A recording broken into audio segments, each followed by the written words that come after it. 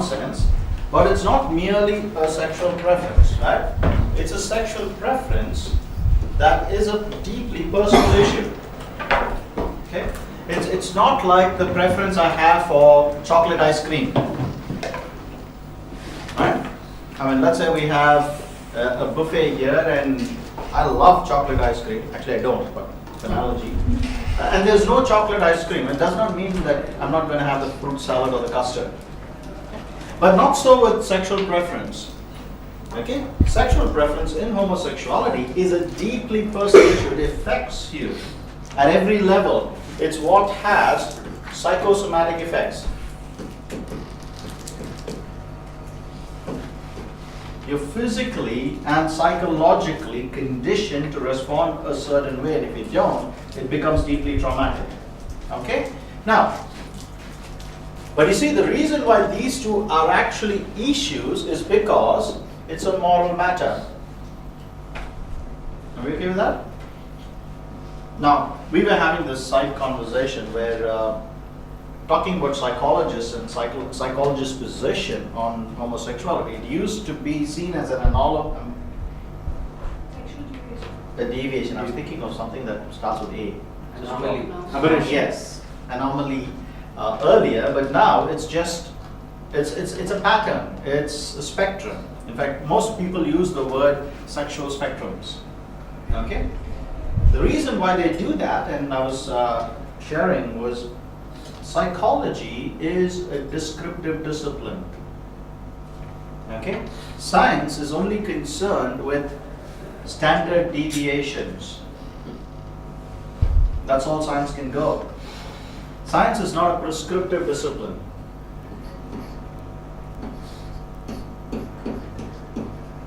Alright? Science is not a prescriptive discipline, it's a descriptive discipline. Morality is a prescriptive discipline.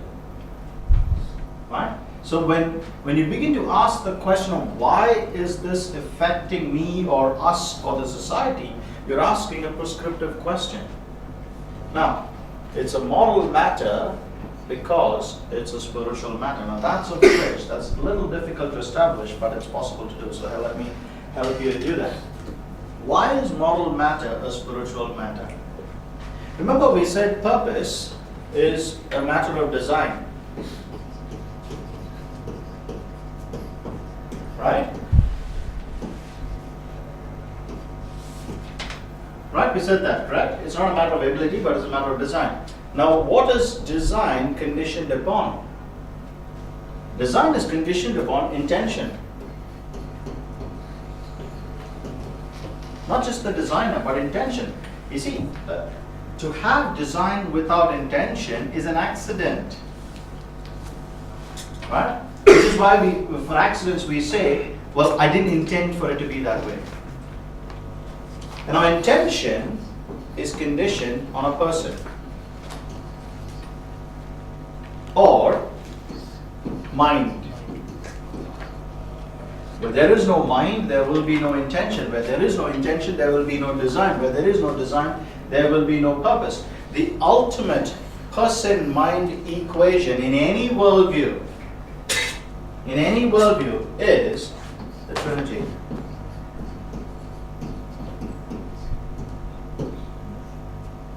You okay with that?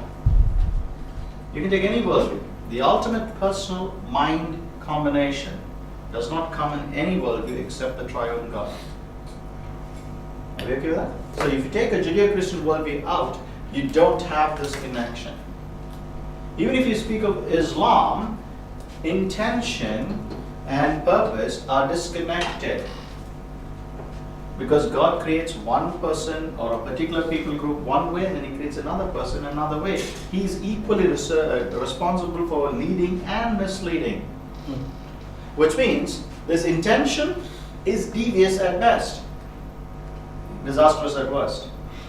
You get what I'm saying to you? The only place, if you go down this road, the only place where you come here is the triune being. Now, it still does not substantiate why we've concluded spiritual.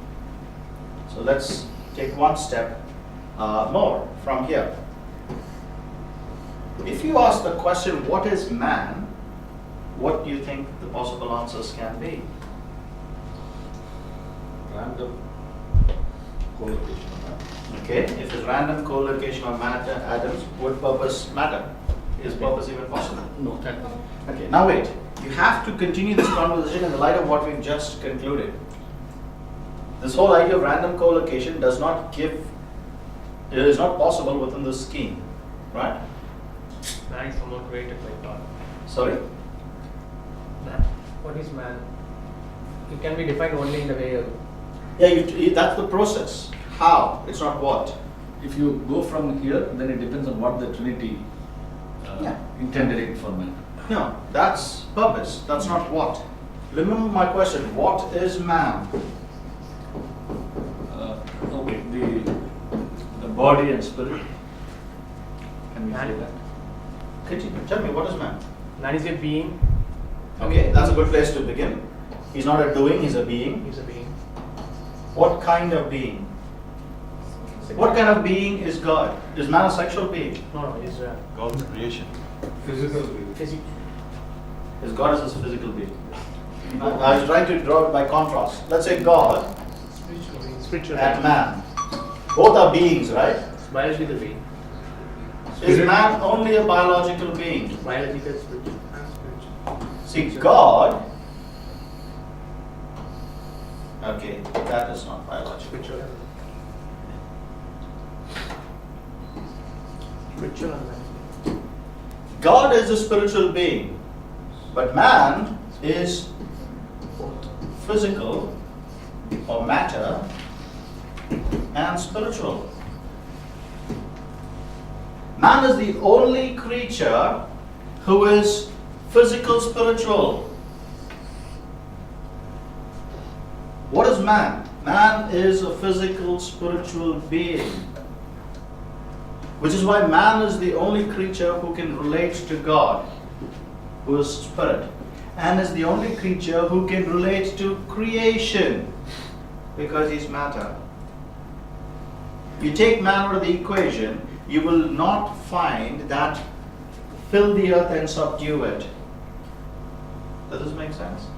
Which is why what man does affects not just humanity, it affects the cosmos. It affects all of matter. It's not the angels' sin that has destroyed humanity. It's human sins that destroys everything. Think about this. The cat goes and steals a cup of milk. Is that a problem? That's what cats do. A human being, on the other hand, serious issues. Right? Now, anything that happens in man or anything that man does follows this consequence. Do you see this? That's why this is a spiritual matter. Now, let me draw this a little closer. What do we mean by salvation? Is salvation a spiritual matter or a physical matter? Both. It's both. Very good. Salvation is both physical and spiritual. What about sin? Both. How do we sin? Intention both. You see this? Intention. Which means, when we talk about, now here is putting your Christian hat on, when we say homosexuality is a sin, please stop assuming that it is merely a physical disposition. Do you get this? Do you see where this is going? Which is why we have to come this route. Sexuality is a spiritual, physical matter, not merely a choice. Now, you push that further, all of this are actually spiritual, physical. Do you get this? Yeah. Now, we continue down this equation. It's a spiritual matter, which means it has on this side both social consequences because of man's sin and eternal consequences. Now, this is why it matters. Do you see why I said to you that this heresy has potential to do to the church what nothing else has so far? Let me give you another perspective. I finished this seminar that I was doing and someone stood up and asked me this question. Why are you so obsessed with homosexuality? Okay? Give it time And we will learn to deal with it just like we've dealt with adultery or premarital sex or anything else. We'll just let it go. Do we deal with adultery the same way we deal with this? Why?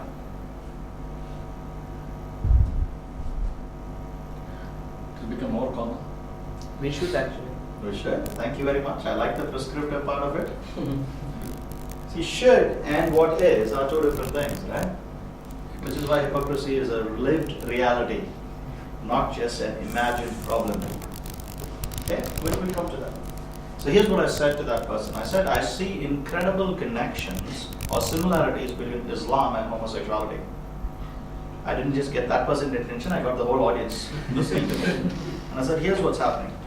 Every time you speak to a Muslim, how do you feel? Answer, inadequate. In what way? Doctrinally. I said, great, thank you very much. What Islam compels us to do for doctrinal clarity, homosexuality is going to compel us to do for personal purity. You understand what I'm saying? What Islam compels us to do for doctrinal clarity, we have to know how to explain everything we believe is true. Why is God a triune being? How is Jesus both fully God and fully man? How is it that one man's death on the cross was going to save everyone and outside of him no one will be saved? That requires immense amount of clarity and work to be able to speak clearly. Now, when you start engaging with homosexuality, it is going to be so concocted that unless you stand pure and you pursue purity, it is going to run away like a wild horse. You get this? You have right now both these attacking the church. Islam from outside, homosexuality from inside. Very much like the first century church. Only that the issues have changed. The church feels kind of threatened because everybody accuses it saying you're very exclusive, you don't include everybody else, which is why I feel they've compromised and accepted. Well, exclusion is not the answer, neither is inclusion. You're assuming that just because I say please come in, that's going to be there. No, I'll address those issues. But you see what's happening here. The more you speak of homosexuality, the more you will be compelled to move towards sexual purity. If you don't do that, you have no legs to stand on, no voice to speak with. So do you see the big picture? Okay? I'm just beginning to enjoy the music. Yep. Question? All right. Will talking about homosexuality on the same lines as other sins, or are we giving it a higher pedestal? Okay, now is a good question to ask. How does the Bible speak of it? We read 1 Corinthians 6. How did it put it? Along with a lot of others. So why are you singling it out? Why? The Bible does not put the sexual deviation along with other sins so that you can ignore one or all. It puts it there so that you can attend to all equally. Alright? Some would require greater attention than others because those are realities that have expressed themselves. But to exclude them at the expense of others or to elevate them at the expense of others is not what the scriptures calls us to do. Okay, so we have to understand how the Bible uses the language of sex.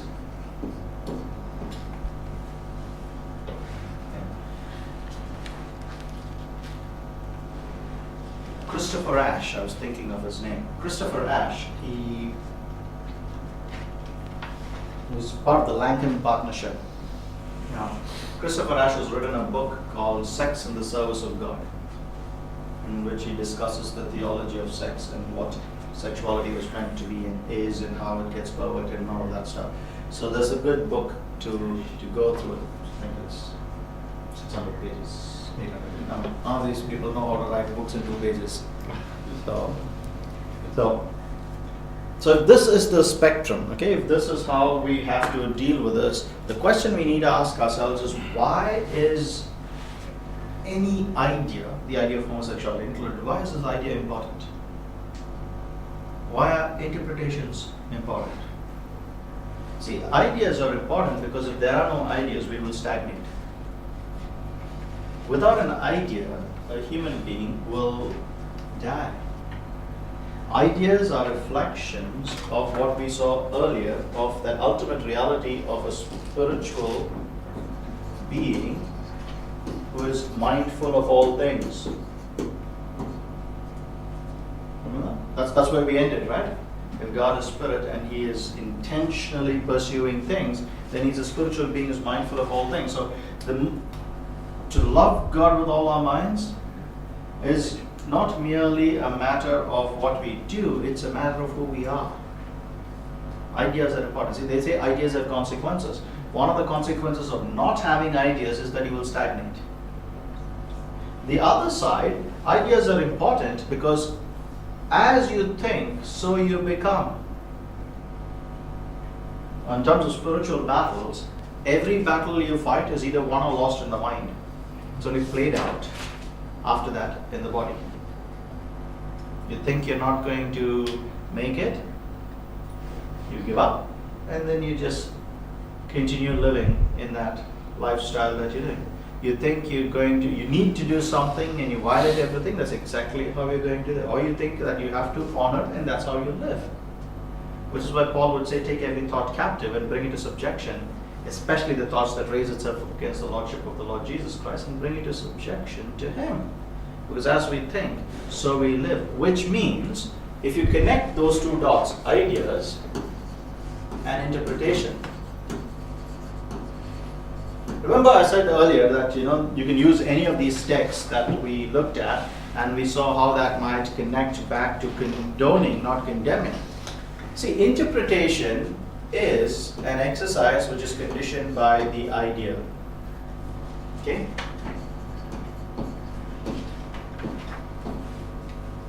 You will interpret anything you want based on your preconceived notion. No one comes to a text blank slated or without a presupposition. You will read in the text what you wanted to say. Which means, if you come with the idea saying that what's wrong,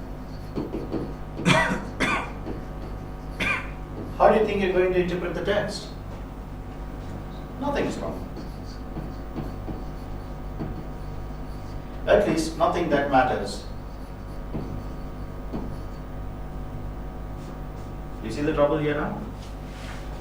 So if you want to really work through interpretation, you have to look at the ideas that have been carried on.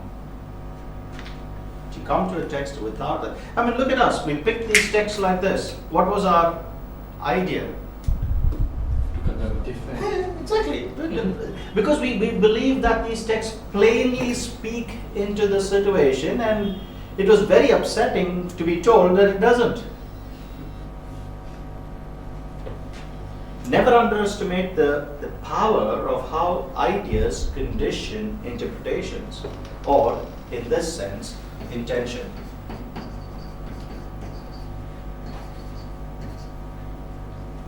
Never underestimate that. You want to think a certain way. It is not just you do think a certain way. Because that's again reflective of this whole idea of who we are. Does this make sense? It's not just you can suggest any ideas to me. I did this experiment with a group of teens. Okay, we were in Vietnam, Hanoi. We're driving through, so I had this group of teens with me, and I did this experiment. We went through that part of town which had all kinds of weird things posted on the sidewalks. Okay, and it was fascinating to see. I told the student leaders this. I said, when you finish this, just have conversations with them and ask them what they observed. And they said, why are you doing this? I mean, what's exercise? Because we were going through a real messed up part of town. I said, no, I just want you to connect ideas with intentions and how they are interlocked. They're not just naturally flowing one into the other. So we went through this, and it was fascinating to see how they picked up what. For some, it was only the sleazy posters they saw repeatedly. For others, they didn't even know that these posters were there. We're all walking through the same half a kilometer stretch. Okay? It was the food that they saw hanging on over there. For some, it was the toys that they saw. And then I sat down and I asked them what actually bothered them. For the one who saw food, they were like, can we just stop and eat? For the one who wanted toys, they were like, I wonder how cheap this is compared to Singapore. Do you see what I'm saying? To underestimate this connection is to lose the battle even before you begin the fight.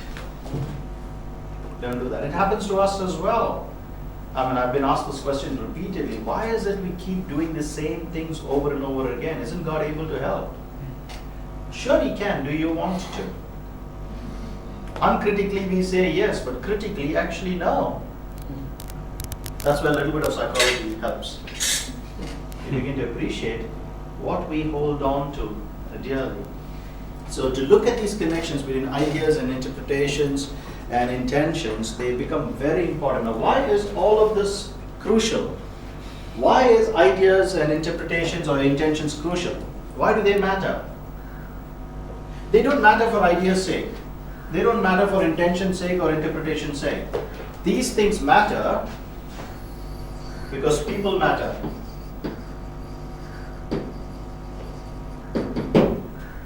Does it make sense? You want to know the ideas being entertained, the intentions being nurtured, and the interpretations that come out of this because people matter. If people didn't matter, these things don't matter. Are you tracking with me? Now you work it backwards. Because this person who's suffering or struggling or disposed towards homosexuality, because this person matters, all of this becomes an issue. Does it make sense? Are you okay with me? Yeah? Because if this did not matter, then it doesn't matter what you do. Which is why I said separate the agenda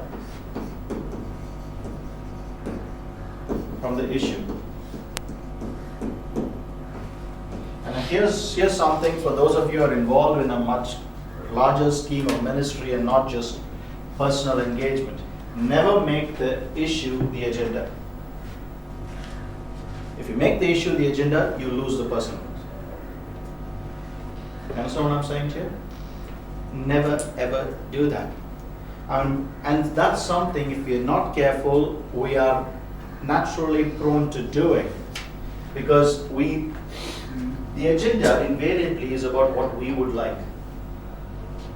We do that in our conversation with our spouses. We are extra nice because we want something else.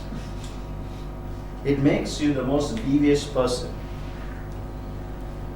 And if you bring that to bear on a public space, it can be nothing more disastrous than that.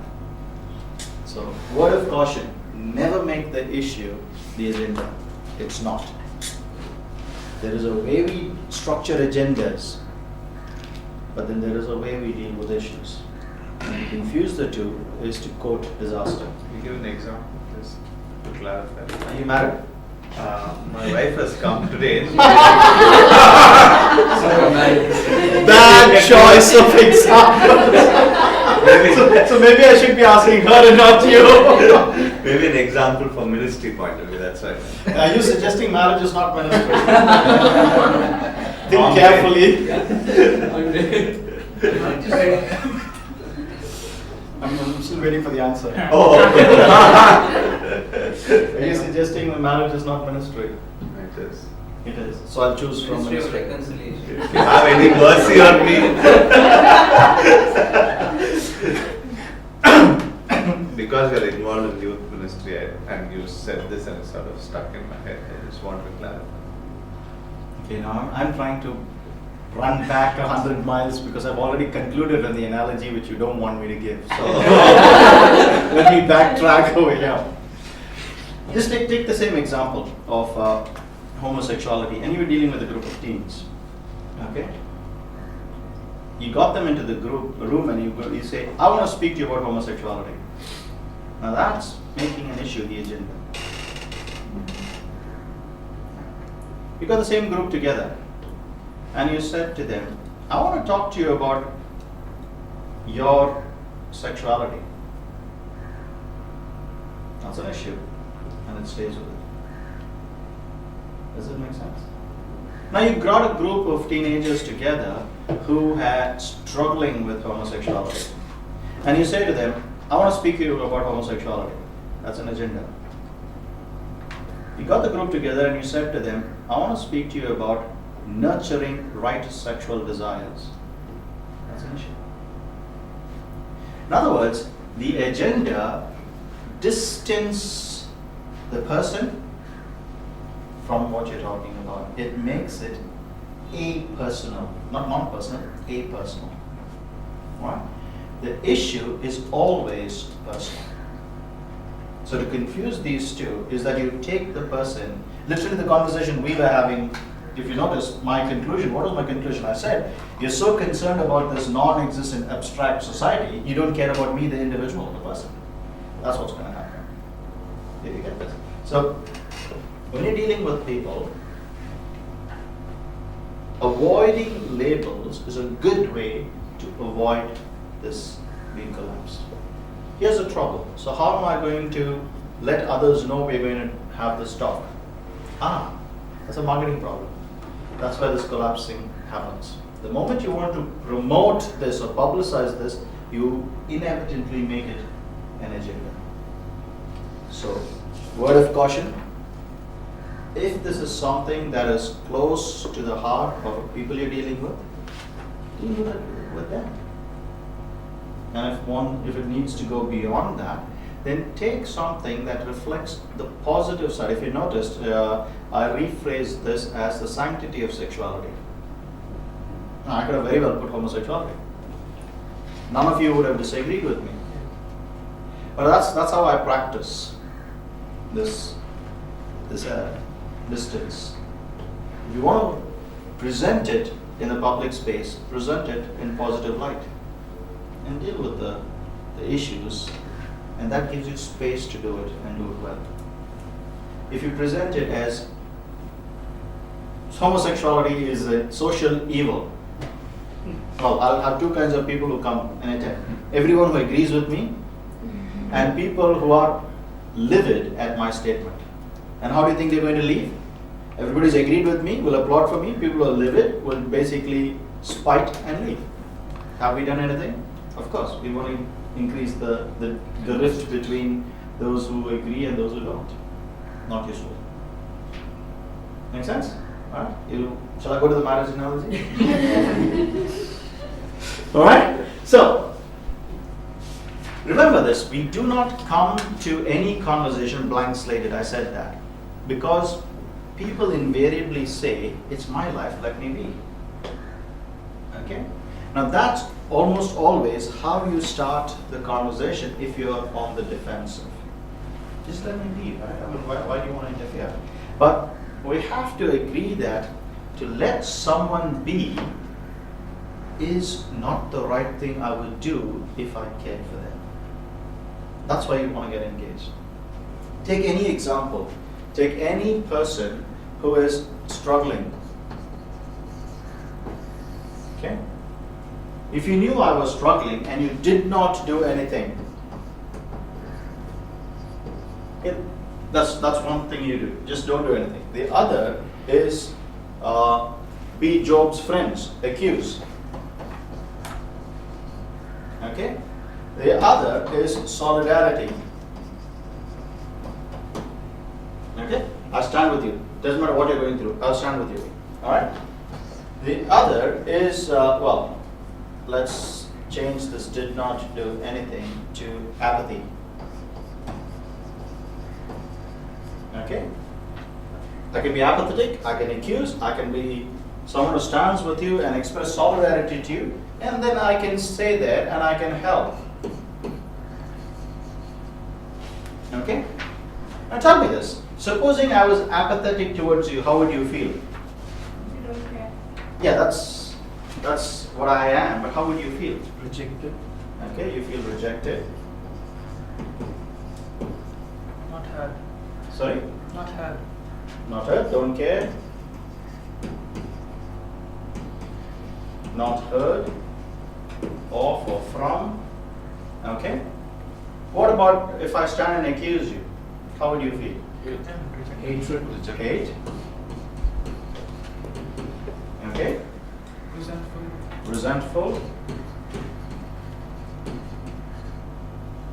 What else? More defined. Defiant. Very good.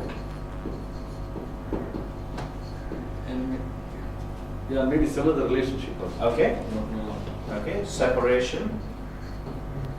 What about I just stand with you? Encouraged. You feel encouraged? What else? Confused. Confused.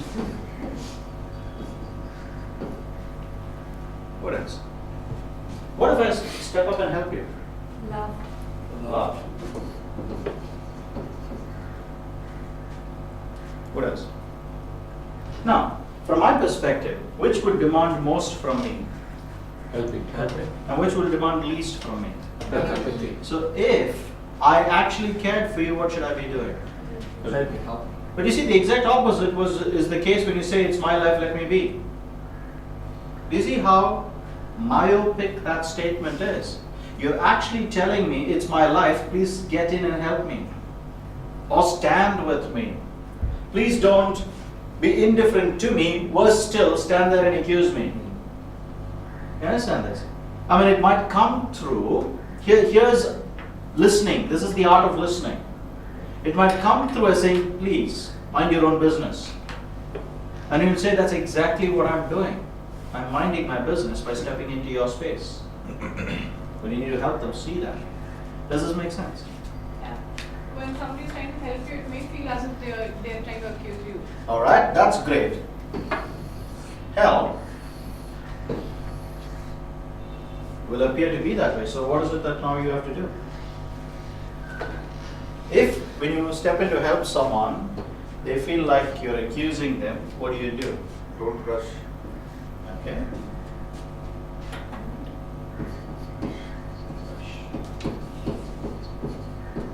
Avoid rushing through. If you have to avoid rushing through, what must you give? Time. Well, we'll come back to that same thing, right?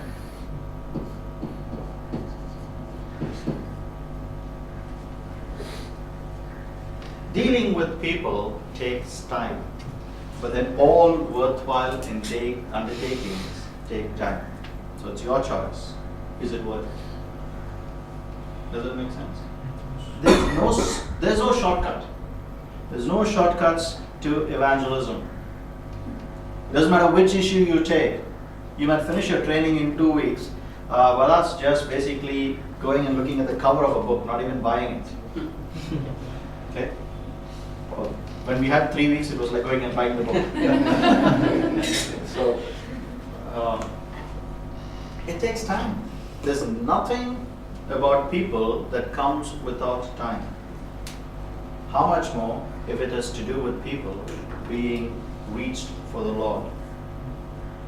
It just doesn't square if you take away the time factor. But you see why this grid is crucial. When people say to you, you live in your comfort zone, let me live in my comfort zone. Remember this.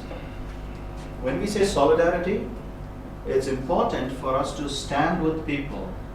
But it is pointless to stand with people if we don't stand with them for something. Does it make sense? So, unless you are standing with them to help them, you are standing with them to become apathetic towards them. Remember this. You can put on a wonderful show saying that, go for it, brother, I'm with you. Basically, you're saying, I don't have time for you. To express solidarity without helping them actually is to stand with them to hurt them. So you and I need to learn to stand with people, not just as standing with them, but standing with them for something. So what is it that you want to stand for? Does it make sense? Again, you go back to the earlier space where we saw that. Now do you see why this has not just personal issues at stake, but social issues at stake? Not just social issues at stake, but eternal issues at stake? You cannot run away from that. Okay? That's what we saw, right? Social consequences and eternal consequences. You're standing with them in the social space regarding a particular issue because it has eternal consequences. If you don't do that, you've lost this completely. Are you alright with that? So the question is, how do we move forward from here? Okay? So let me see how much. 8. I have time till 12, is it? Yes. Okay. Now, so if we ask our question this, why are we, do we agree that this is a sociological mess? Is it? Yeah. Okay. Why is this in a mess? First thing I would suggest is that we have spoken much about freedom, but we have done that detached from responsibility. To speak of freedom without responsibility is not just irresponsible but dangerous. Alright? And most of us appreciate freedom from the vantage point of freedom from. That's a partial understanding of freedom, and that's a dangerous one. If you go back to this whole idea of purpose, what is freedom? It's not merely freedom from, but freedom for. Isn't it? So what are we free for? If someone were to ask you that question, or rather if someone told you that you'd like to be just left by themselves, they would like to be left to be free, and if you ask them, okay, but what are you free for? What do you think the answer could be? To do what they want to do. My Ah. pleasure. That's a very interesting thing. That is freedom that comes unhinged from responsibility. Now just think about this. If you said, I want to be free to do whatever I want. Actually, a university student at the National University of Singapore told me this. When we were talking about freedom, she said to me, my understanding of freedom is I want to be free to do what I want, when I want, where I want, with whoever I want. That's the whole idea. What I want, when I want, where I want, with who I want. So I replied to her and I said, does everybody around you have the same freedom? I can hit, I can kill, I can go, that's it. She said, I never thought about it that way. But you should. Do you expect me to have the same freedom you want for yourself? You see, here's the beauty of living in public space.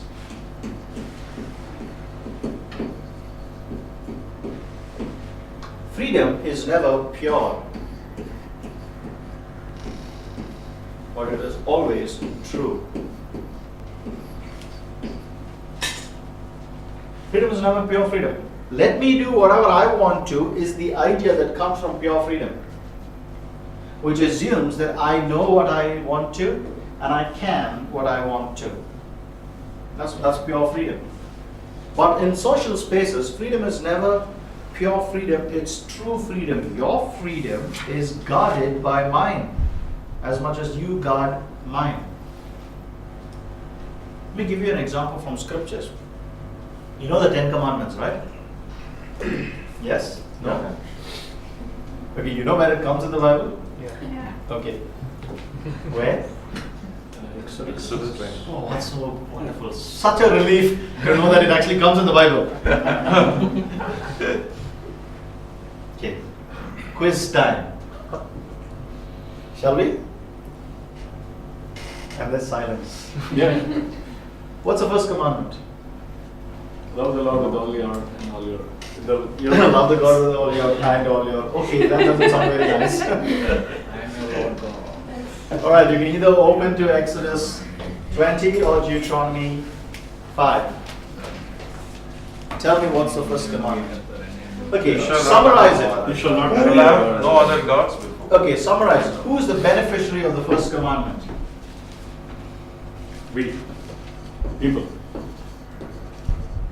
Really? Yeah. That doesn't come out easily. That's the ultimate. Absolutely not. God is a beneficiary of the first commandment. He reserves the right of proper honor. You shall not have any other gods before me. God is the beneficiary of the first commandment, not us. Thank you very much. Okay, second. Let's not make any graven image. Okay, so who's the beneficiary of the second commandment? Thank you. God. Third commandment. So shall not take the name of the Lord thy God in vain. Okay, whose right to proper representation is guarded? God's. Thank you. Fourth commandment. Remember the Sabbath day, keep holy. Okay. So whose benefit is that? Well, actually not. God and man. You should read Deuteronomy 5 to understand that. It's God and your son or slave. Fifth commandment. What is the fifth one? Honor the father, honor your father and your So whose right to honor is protected? man's. Parents. Parents. Don't be abstract. Okay. Sixth commandment. So shall not kill. Whose right to life is protected? Everyone. Other person. Seventh commandment. So shall not commit adultery. Whose right to marital fidelity is protected? Spouses.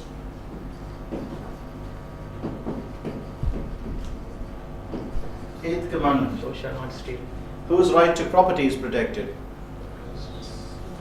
Others. Ninth commandment. Thou shalt not bear false witness. Whose right to proper representation is guarded? Others. Neighbor. Tenth commandment. Thou shalt not covet. Whose Neighbor. right Neighbor. to... Thank you. Now everything is about somebody else. Why should you keep them? Because we are gained a lot of benefits from that. It's actually the for the Because as a when- whole framework, it benefits us. When everyone does it, you are also safe. So when are you actually free? There you go. So when are you actually free? When are you free from the threat of your property being stolen, or your wife running off with someone else, or someone bearing false witness against you, or you being derided by the youngsters, or you are robbed of your rest? When are you When protected? it's reciprocated. So when is true freedom preserved? You see, true freedom is preserved only in the context of proper responsibility. If you want to do a study on constitutional rights, you should read the Ten Commandments. That, to me, is the first Bill of Rights ever. Everything is about me because you're taking care of it. Nothing is about me because my responsibility is yours to guard you. Yes, sir. Social space cannot be preserved if I am at the center of it. It cannot.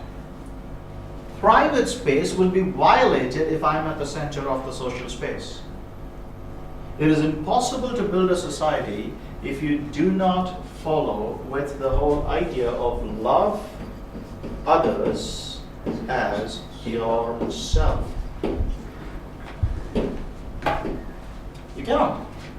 It's impossible. You try another worldview. Now, there's something important that I want to say to you. Remember, we have this saying, the golden rule. Remember that? What's the golden rule? Love your neighbor as yourself. Love others as you love yourself. Yeah, and that's not the golden rule. That's the greatest commandment. What's the golden rule? Do unto others what you would want Love them them do to you. Now that again is a paraphrased version. Love your God with all your heart. Please, we've gone so far away. The common thread that every world religion appeals to is don't do to others what you don't want them to do to you.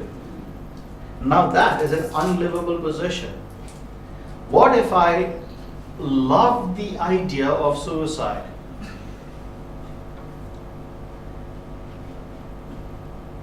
That's where Immanuel Kant in his deontological framework failed. What if I love the idea of just violating another person for the sake of the thrill that comes with violating another person. I want people to violate me, so I go around violating others. Golden rule doesn't work. The Bible does not speak of it in the negative. Don't do unto others what you do not want them to do unto you. The Bible speaks of it in the positive. Do unto others what you would want them to do unto you, and it makes that positive assertion in the light of love. So, to suggest that social morality is something that will just emerge because we are social beings is ridiculous. No one who says that has spent enough time studying social theory of morality or even cares about the consequences of social theory of morality. They just defend it because they want to. Remember that whole idea, that issue of idea and intentions and interpretations. It plays through in every space. So, what we have to understand is that the reason we are in this mess is because we have disconnected or divorced freedom from responsibility. It is impossible. You can have an illusion of pure freedom. The reality of true freedom comes only within the context of responsibility. Go back to what I said earlier about standing with people. We stand with people for something. Why? Because truth matters. True freedom matters, and that comes only in the context of responsibility. If you are not responsible for my freedom, I cannot be free. I will not be free. As much as I, not being responsible for your freedom, will put you in bondage, in chains. Does that make sense? And you suddenly begin to see that the idea that we are dealing with, that sexuality is an issue, is only like scratching the surface. It's the tip of the iceberg. There's so much more under it that we need to appreciate if we were meaningfully engaged with this. Does this make sense? So that's the next thing over here. Freedom and responsibility coming to agendas. Right? Which means if I take a social issue and make it a social agenda, what I've done is that I've violated your freedom for my privileges. Does this make sense? I take a social issue and make it an agenda, which means it's a violation of privilege. I alter the course of what it means for us to deal with life as community so that it can suit my agenda. That's why we are in a mess.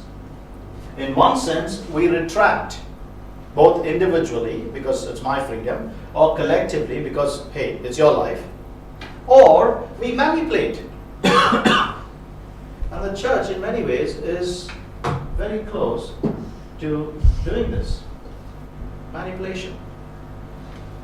And even if we are not intending to manipulate, if society sees it as manipulation, you end up with the same result. Because it takes two hands to clap. Does this make sense? You cannot work towards a paradigm of restoration when the one you're working with is not involved or is absent. Try treating a patient with them not being there. It doesn't work.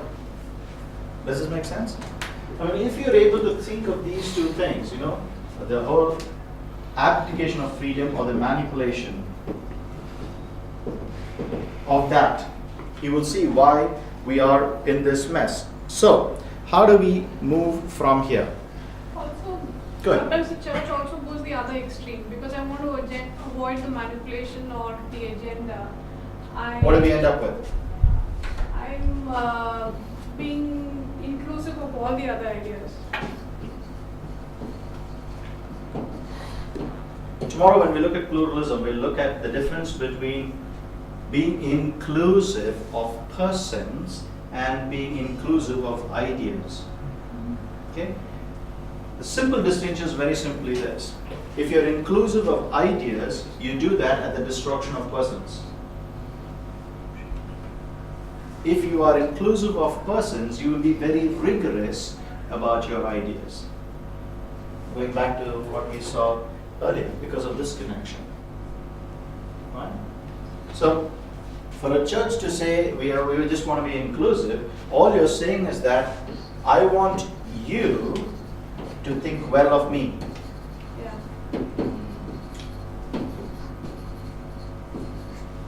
I don't really care what's happening to you. It comes to the same thing over here. You make the agenda. You can't run away from this. These two poles is within which every engagement falls.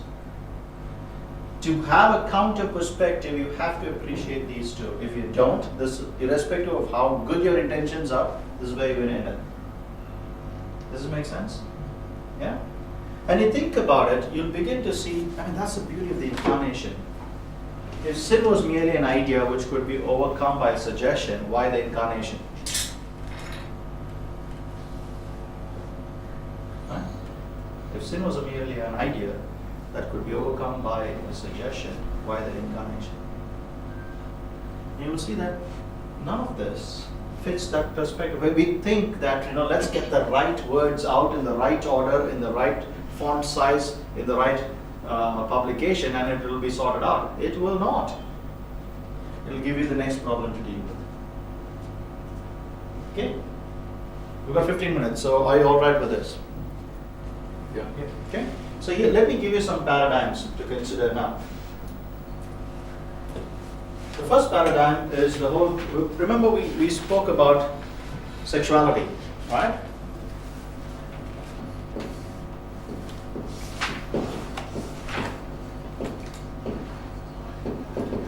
And this is something that we looked at extensively. So it should not be a problem for us to understand. Human sexuality should not merely be looked at from the vantage point of desire, it should be considered from the vantage point of design. Does that make sense? That's your first paradigm. When we look at human sexuality, yes, everybody raises the question from the vantage point of desire. But the response should come from the vantage point of design, not merely desire.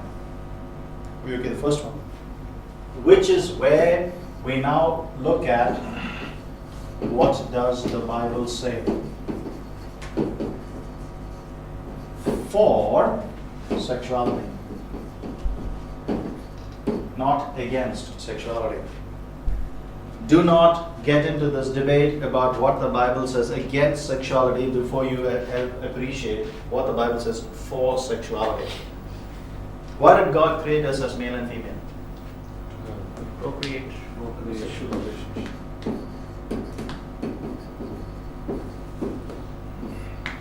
Then? That's it? Now,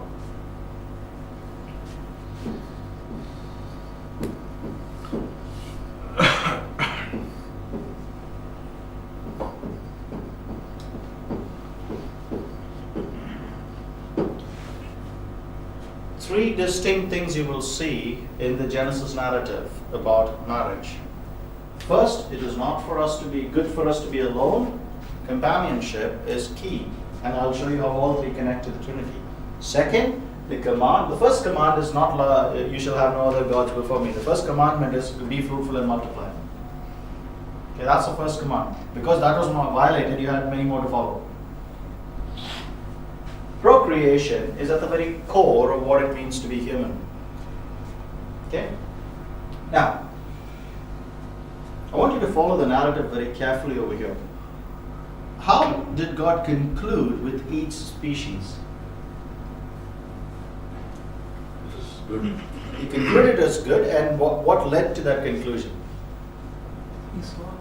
He saw it, he created it, and he says, fill the earth and subdue it. This whole idea of fill with every creature after its kind. Do you see that is what is said in for every species? Fish, fill the seas, birds, fill the air, animals, fill the land. Every creature was created to procreate. Alright?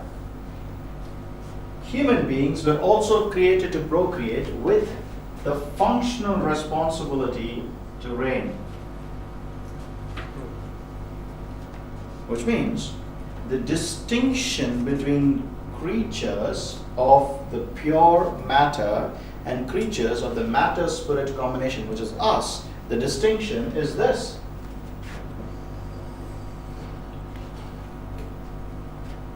And that requires companionship. Do you see how integral all three are? They're all part of the grand design of God. Now, let me ask you to consider this. And God said, let the seas be filled, or the waters be filled with fish, right? So what's the environment in which the fish will flourish? Water. What's the environment in which the birds will flourish? Air. What's the environment in which the land animals are going to flourish? Land. What's the environment in which human beings are going to flourish? Land. We will dominate it. Okay. Suggestion. Please go read Genesis 1 more time. And God took dust of the earth, and He fashioned him into a being, breathed into him, and said, let there be light. And there was light. But before that, God says, let us make man in our image.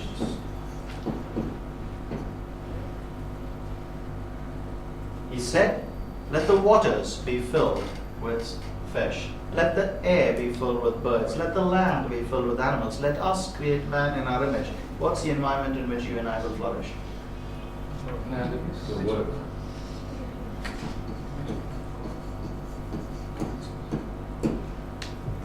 Human beings will flourish only in the environment of communion with God. And everything, all of creation will survive or flourish only if this is intact. Genesis 3 will tell us why that's the problem with the rest of creation. You see, human sin affects all of creation because of that. Why? Because of this element in it. We were created to rule over all of creation, which means the way we went, all of creation goes. Does that make sense? And the way we go is conditioned by the way we are connected. Do you see that?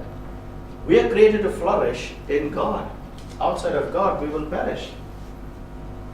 And that's exactly what Genesis 3 tells us. Genesis 1 tells us that we are created, or what was created. Genesis 2 tells us why it was created, and Genesis 3 shows us what happens when the created order or design was violated. And the rest of the Bible is a commentary on how God is recreating.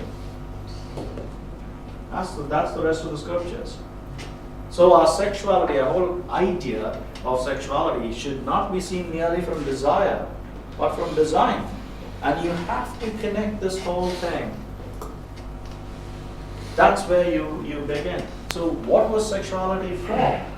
Sexuality is for global dominance. You put it that way. It is for human flourishing. Doesn't matter which way you approach it, you will see that if you violate sexuality, you are creating a perfect storm. No questions about whether that's going to happen or not. It's only a question of when you're going to be hit by it. And we have to be careful how we deal with it. Are you okay with the first one? Right? The second one is, if you look at this desire-design distinction, the second thing that happens for us is that we see that we now need to look at it because of desire-design. We have to look at the distinction between what we are passionate about versus what our purpose is. So the whole idea of created, free, and responsible to live, right? That has to be guarded from within this grid. So sexuality is not merely something we have to consider in the lens of passion, but also purpose. And you will see how desire fuels passion, but design fuels purpose. You understand that? Now, abstinence, for example. I don't know how many of you have heard or read Warren Roberts. Warren Roberts is the one who took over from John Stott.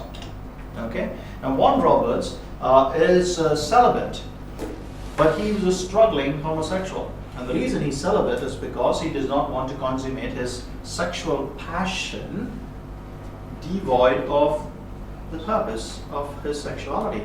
Henry Nouwen is another example where he was deeply conflicted with his sexuality but remained celibate because he looked at it through the grid of purpose, not merely passion. There is an argument which says, if God created me this way, it should be criminal for him to not allow me to fulfill my desires. Desire is never a test for purpose. Does that make sense? Desire is never a test for purpose. I desire a lot of things, and most of what I desire is not good for me. Same as it with you. Same it is for everybody. And what explains that? What explains the fact that we desire and yet our desires are detrimental? Tell me, what do you think explains that? Repeat the question. What explains the fact that I desire a lot of things and most of what I desire are detrimental? That I have been corrupted in my nature. And you've been corrupted in nature. I've been corrupted. We're all that way. You see, now do you see the connections between these two? So to feel strongly about something and passionate about it does not excuse for you to follow through with it. Which is why if we take away this whole freedom responsibility connection, we are lost. We will be people who just succumb to our passions. And we will have no way out. From the design and desire, just in comparison, if somebody were to push their case for bisexuality, so they may say ki, I am by my disposition I am homosexual, but if I am bisexual then both are met. The design is also fulfilled and the desire. That assumes the point that your design includes you being both. Remember what I said. Purpose is not a matter of ability. Such people would argue that what they would say is that I am unable to get attracted to the opposite sex. So my ability is this, like I am unable to do that. So abstinence is one choice that one person made. But if from the other side that being bisexual fulfills both the sides. No, I don't understand how being bisexual fulfills both the sides. Actually, being bisexual violates both. Now think about this. If I'm a homosexual and I cannot engage in a heterosexual relationship and I take a bisexual position, I violated both myself and the person I'm involved with. How is being bisexual fulfilling both? To me, being bisexual violates both. It's the worst position I can get to. In fact, I'd rather die than take that position if I took myself seriously. Think about it carefully. What am I saying? I am saying I'm homosexual in my disposition, but just to keep you happy and society happy, I'm going to enter into a bisexual means I have preference for both, and I'm going to be involved with both. That's what it means technically. To be involved with, I become promiscuous. That's not purpose. I don't know how someone could argue for that to be anything other than I just don't care.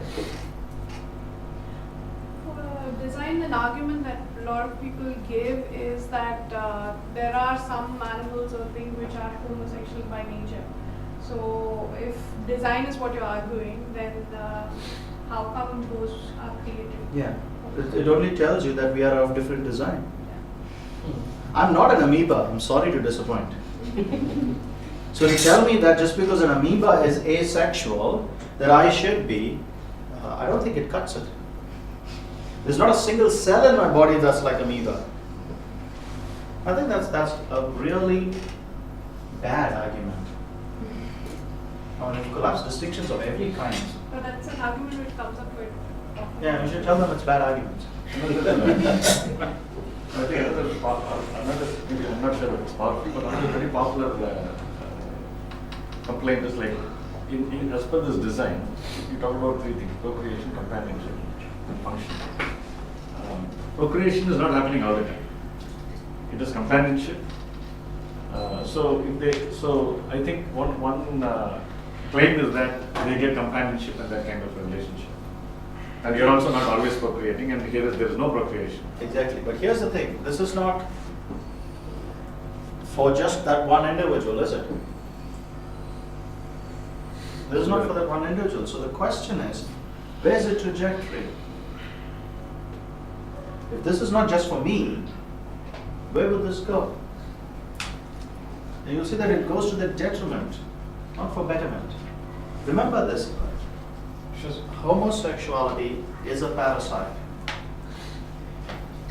When I'm a homosexual, I'm not just, and I'm practicing one, I'm not just leaving it with myself, I'm including another person. When I'm a homosexual and I'm staying, I'm just containing with myself. I'm not brought someone else into this equation. Right? And many people, I've spoken to countless number of people on this, many of them end up with the view saying that I don't think I can help myself. That's the position they end up.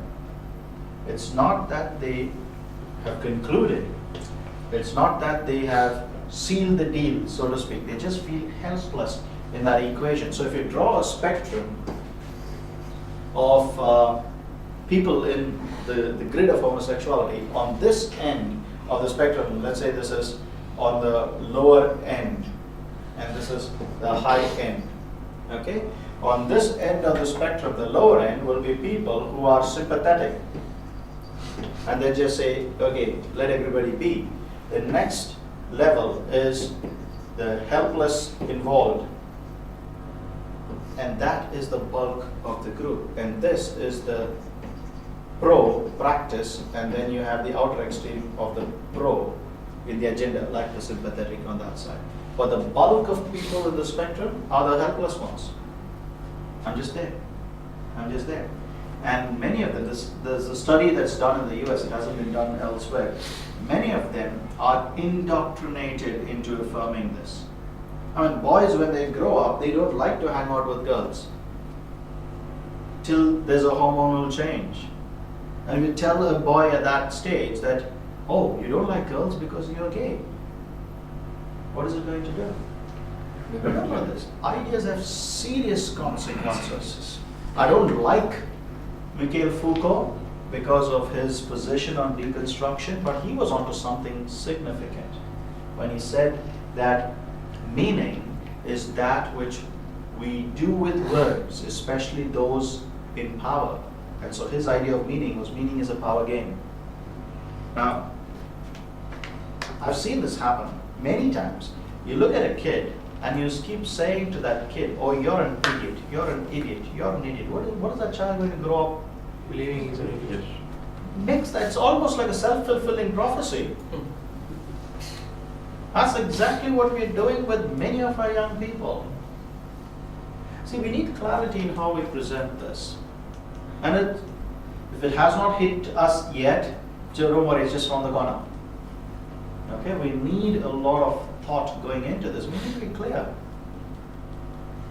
And this is the bulk of these things. They just conditioned to think that way. So for someone to, I mean, you can go to a child and tell that child, you are not homosexual, there's no genetic disposition in you, you just feel that way, get out of it. You think the child is going to go out of it? No. They feel trapped.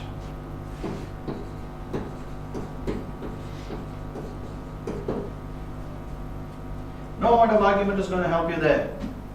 Which is why I said, you have to learn to be with them for something. That's a long jump process. To come back to this argument of biology, if you remember what we saw, I think, here, it's descriptive. That's the best we go. But don't underestimate the power of that description. That's what I want us to realize. The description is very powerful. Okay?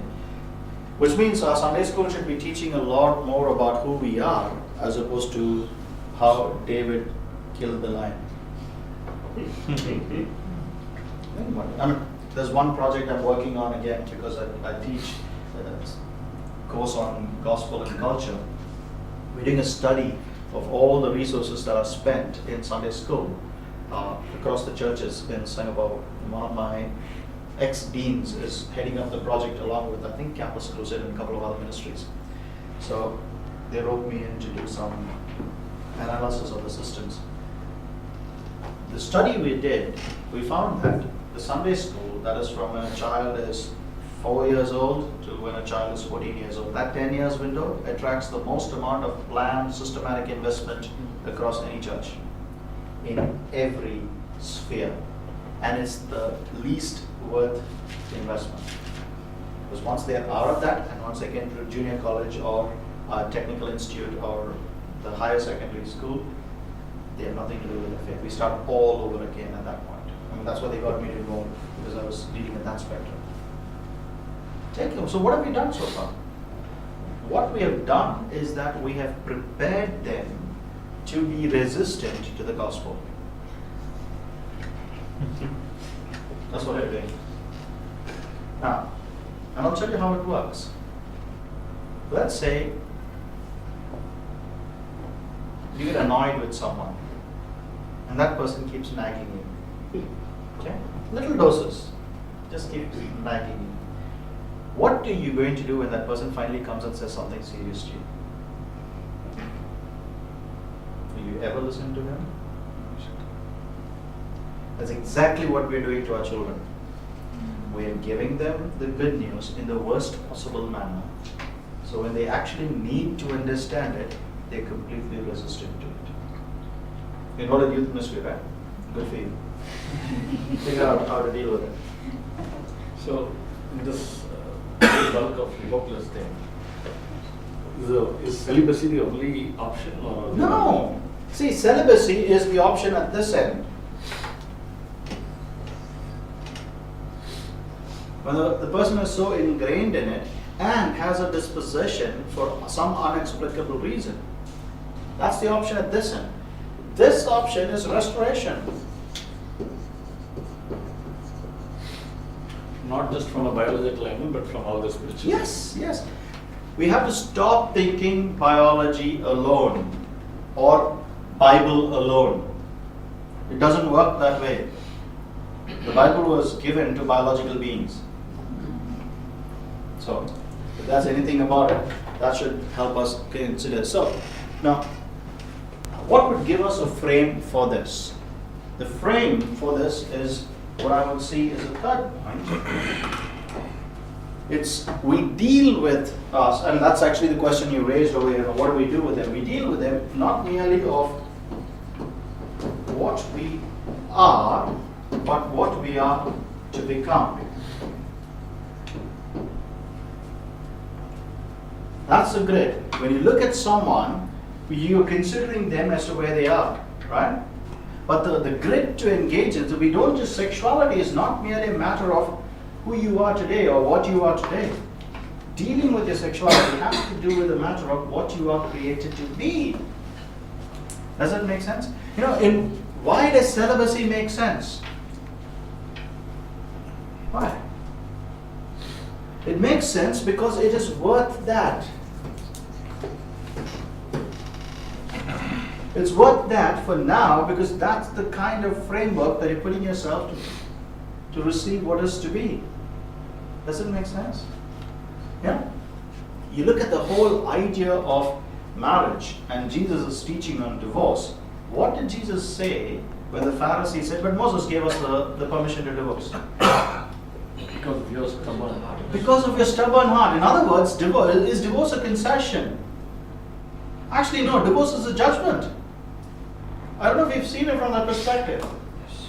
The legalization of the permissibility of divorce is God's judgment. God says, you want a divorce? Go ahead, great. You want me to tell you what I think about it?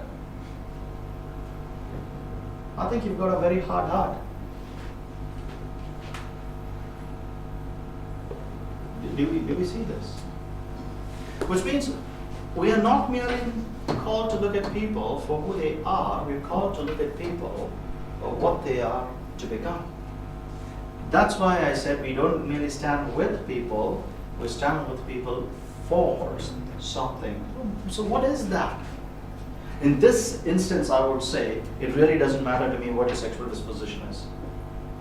If you can show me that disposition is going to take you here. If you cannot, let's start working towards something. This is the grid I would like you to think about and work through if you would like to deal with, sexuality. Because this is the only place where you and I can stop being hypocrites. See, being hypocritical is not merely saying something and doing something else.